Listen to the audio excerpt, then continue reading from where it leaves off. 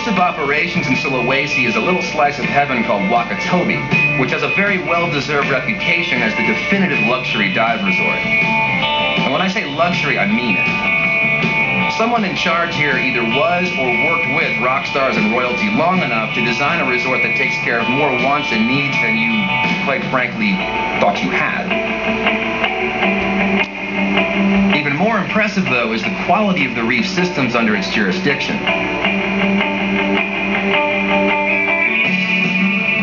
And I'll gladly go on record as saying that the house reef at Wakatobi is by far the best of any resort I've been to. I highly doubt there's a place out there that could even give them a run for their money.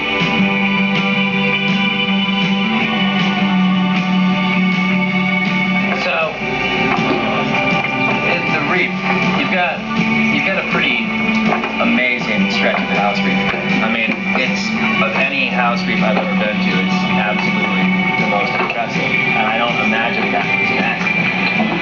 Lawrence Mader, who is the founder of Wakatobi, who came here first, he had researched where the most pristine reefs in the world was, and he was towed around the area here for 4 months just to find the right reef. Behind the fishing boats, snorkel and mask can just be towed behind the fishing hanging on a line and first months. Wow. The main reason behind Wakatobi's success is their groundbreaking reef leasing program, which has implications way past the boundaries of the property. Henrik Rosen is co-owner of Wakatobi. In all the time we've been friends, I've never had a chance to sit him down and ask him about what is quite possibly the most revolutionary idea for profitable environmental management. So on a monthly basis now, we provide all the villages with monthly payments which go towards their programs that they have, and in exchange we ask that they help to preserve the marine environment here, and that they only fish pelagic fish and they don't take the fish from the reefs themselves. But the journalist in me wasn't going to be totally satisfied until I talked to the people who, more than anyone else, stand to lose or gain the most by this program. The fishermen themselves. Bagaimana ikan besar atau ikan dan banyak atau tidak?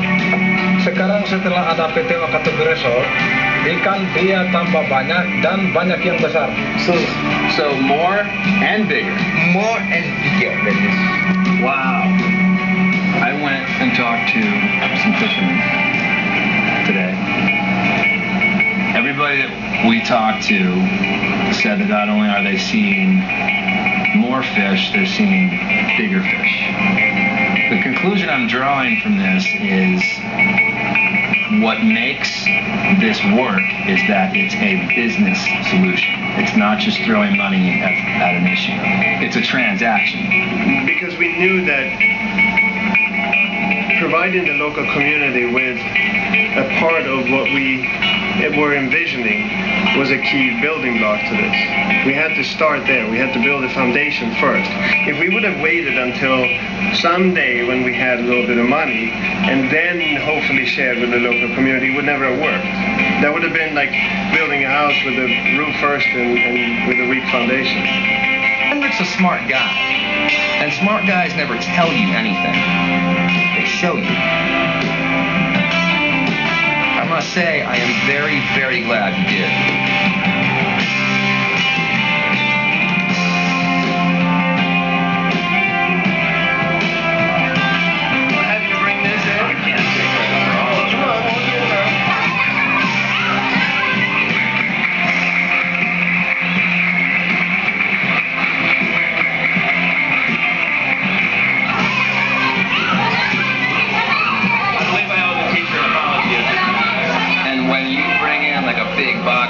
What does that mean in terms of, supplies for the kids?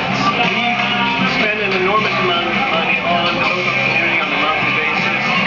This is the most significant and visible way that we do it. I mean, obviously the sports equipment is and in any school system, that's a big deal. It's also a little bit easier for the kids to enjoy and to feel, hey, we're going to play rather than, oh, wow, I got a book.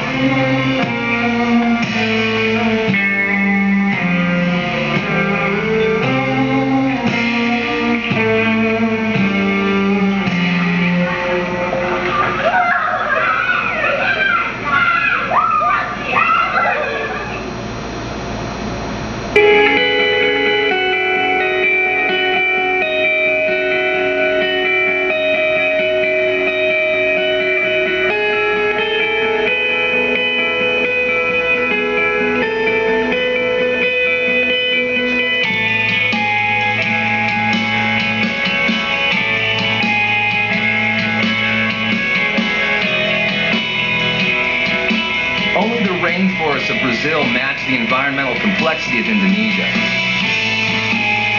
And in terms of marine biodiversity, there's no place on Earth that even comes close.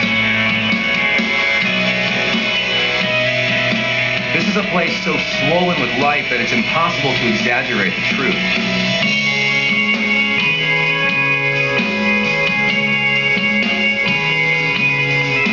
It's been a long time since I had a what the hell is that moment underwater, but here it was happening just about every time I turned my head.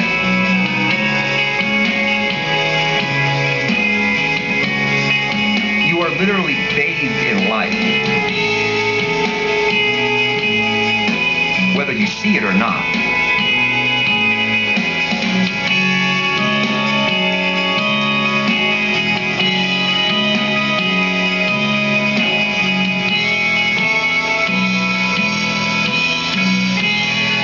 As the day gives way to night, that doesn't change.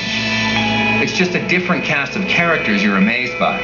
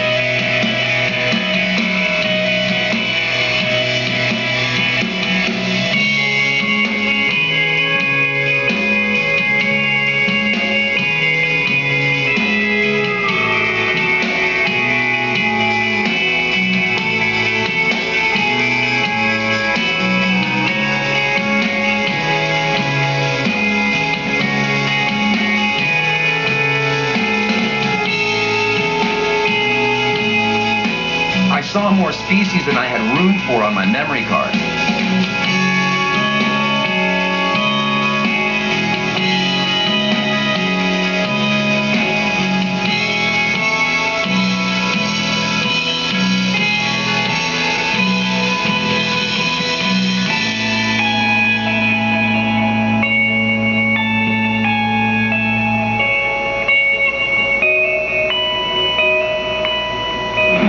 Apa kabar? How are you? How are you? That's correct? Yes, correct. Yes. Bagus. Bagus. I'm good. Yes, fine. Boleh, yes? Yes. Yes. Tidak. Tidak. No. Yes. What was the one? Oh, no. Here's what it was.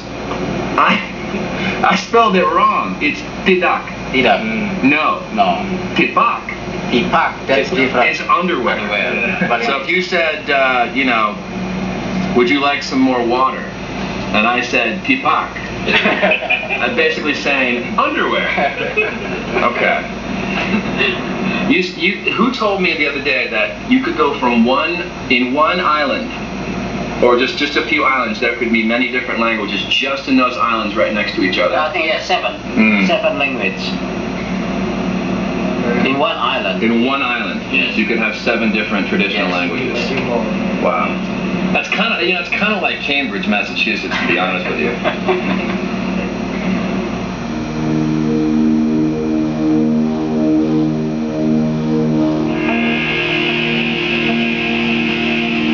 In the months following my return from Indonesia, those who know me best have told me that I'm a different person. There's a weight lifted from my spirit. A very real sea change has occurred. I don't know how anyone can go to Indonesia and not leave radically transformed, ready to shed the unnecessary clutter from their lives. It's an easy lesson to learn, but very difficult to put into practice. Humility. But humility breeds compassion, which breeds concern that ultimately leads to cooperation. The fruit of this, which I saw so vividly in Indonesia, is happiness. And happiness is far simpler and easier to attain than I ever thought. Remain humble and you'll find God in everything around you. Well, maybe that's a stretch. There wasn't anything holy about the roadside fruit. That fruit actually hurt my feelings a little bit. I was actually a little offended by that fruit.